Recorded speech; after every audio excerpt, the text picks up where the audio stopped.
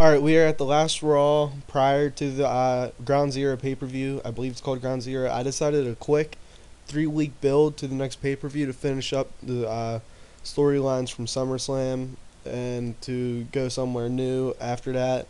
Because a lot of these stories are going to be, just finishing the very last match at the next pay-per-view this Sunday.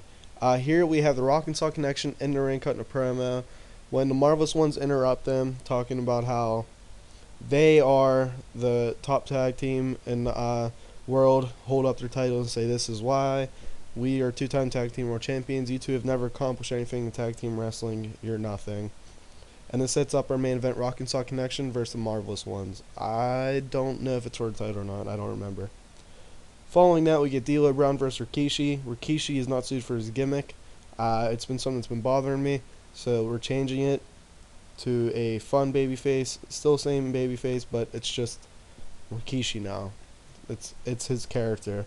They're not suited to be put together in singles action, which sucks, because this could be quality, mid card program. 68 rating, still quality. After that, Al Snow is backstage and he wants a match versus The Rock.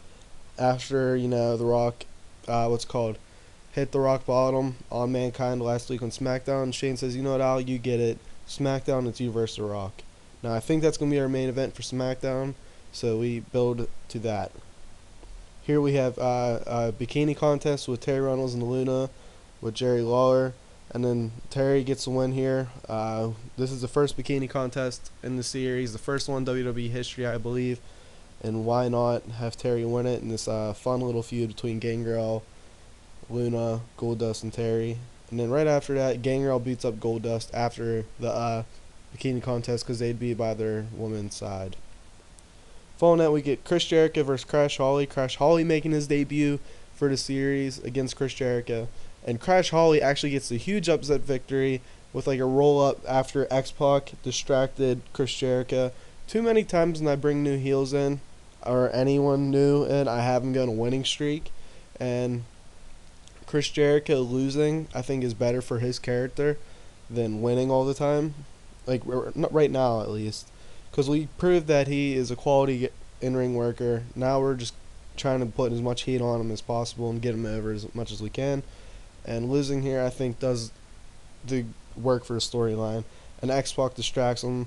Because, Crash Holly, the announcers would play him like the ultimate underdog. Like he's some random guy. And I think that we're really setting up a nice undercard with Crash Holly, Al Snow, Rikishi. We got D'Lo, Mark Henry, Godfather.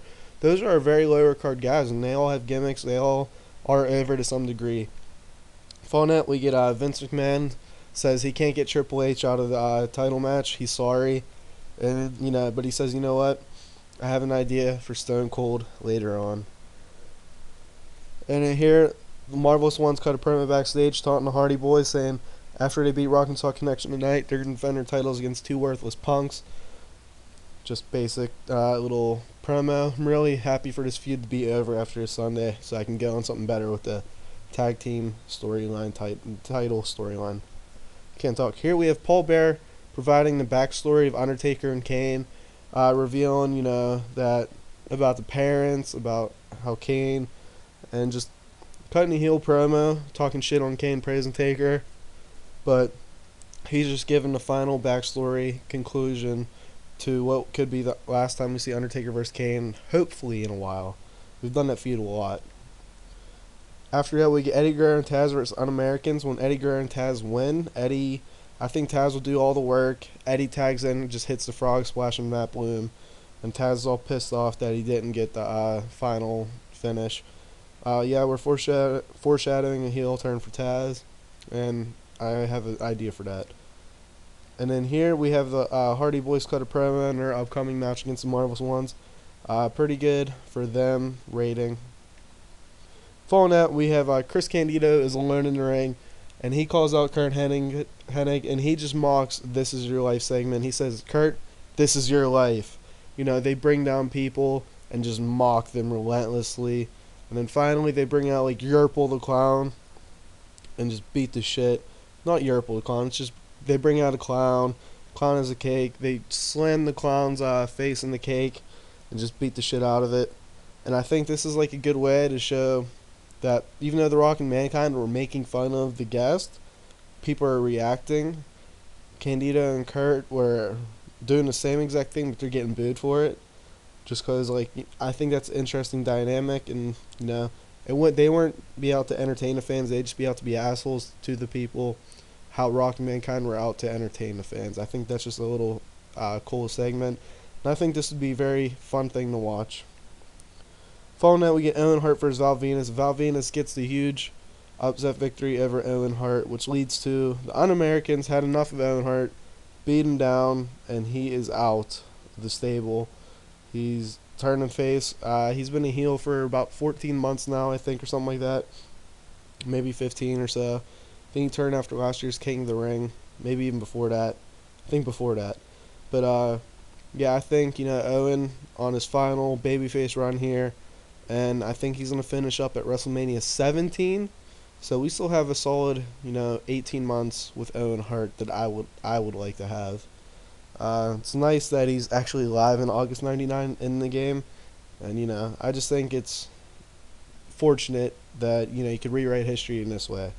Same with Brian Pillman still alive. Here we just have Triple H and Stone Cold ending up in a brawl in the ring. Tension's been building up between them.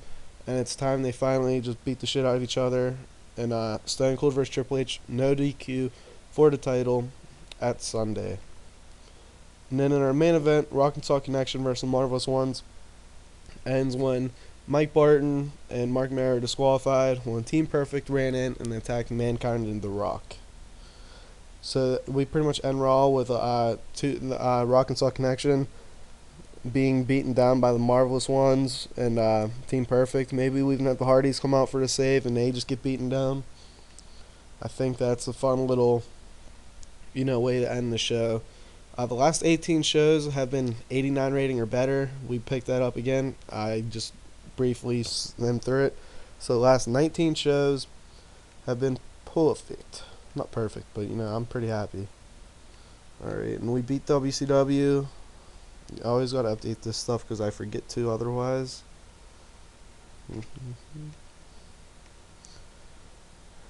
Okay. Sorry for the pause. Let's look at WCW. 89 rating, very solid. WCW has been putting up solid weeks the past couple weeks. Solid shows the past couple weeks. OG Ekman, that makes me chuckle inside. Here, Randy Savage versus Ric Flair, 94 rating. They're still putting on solid matches. I don't know how WCW was in 99, but this is actually pretty good. The only thing is they don't have Goldberg, which is Matt Bloom is turning into a good worker. I believe that. Like, decent psychology, good, hell of a brawler, one of my best brawlers. His just mic skills suck. This stuff's all fine. Over to where I want him to be over. He is in a tag team, Lance Storm. So we have like storyline. So yeah, pretty much that's it for this episode. Thank you guys for watching, and talk to you next.